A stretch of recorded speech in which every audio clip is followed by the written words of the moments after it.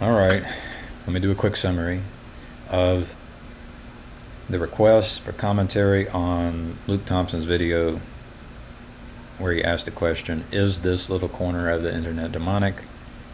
Quick summary, yes, it is demonic.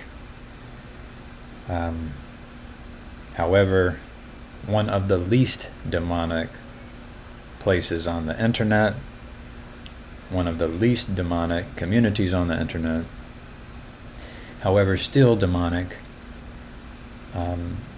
And how could it be better? I think there's many ways it could be better. Personally, I would like to see happily married couples who have raised children the children would say, my mom and dad were great. So there was a good family there, that there would be, those people would entertain and begin discussions about selling off their property and combining wealth with others who are similar in order to create new communities on the ground. That's the topic I would want to happen more often, more frequently, and that's the topic I would like to get amplified up, all the way up to Joe Rogan. Joe Rogan helped create this little corner of the internet through Jordan Peterson, Paul Vanderklay, Jonathan Pajot, John Vervaeke, and then and so it'd be nice if what could come back up out of it is community, and not just the least demonic internet community, but also the least demonic community on the ground. So that's my take on the question. I think Luke, let's see, I love Luke. I think he's right about the reason why this little corner of the internet is one of the least demonic communities, and it has everything to do with this pattern of behavior in which we practice loving and listening and being interested in what some stranger has to say. And so Joe Rogan was interested in Jordan Peterson. Jordan Peterson was interested in these three: Jonathan Pajot, John Vervaeke, Paul Vanderklay.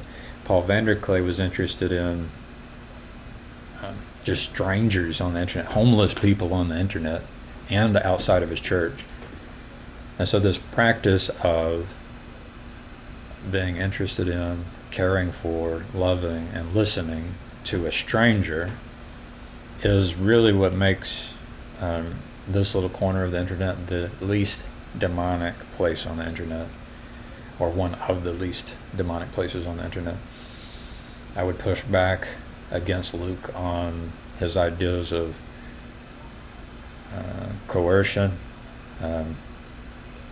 hierarchies, and echo chambers, because I'm interested in attempting to coerce the hierarchy such that there is less echo chambers, such that there can be a real movement, some kind of a revival of community on the ground, in preparation for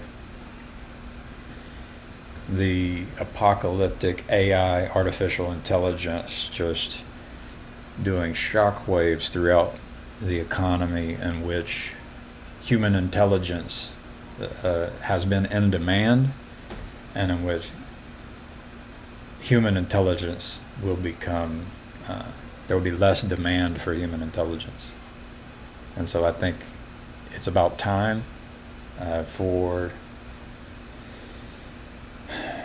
one of the least demonic places on the internet to begin encouraging the conversations to the highest levels, coercing the hierarchy, such that we step away from our echo chambers, where we like to talk about the things we like to talk about because of our own selfishness, our own desiring of contentment, and that we begin forcing a conversation, a hard conversation, about the incoming apocalypse, which is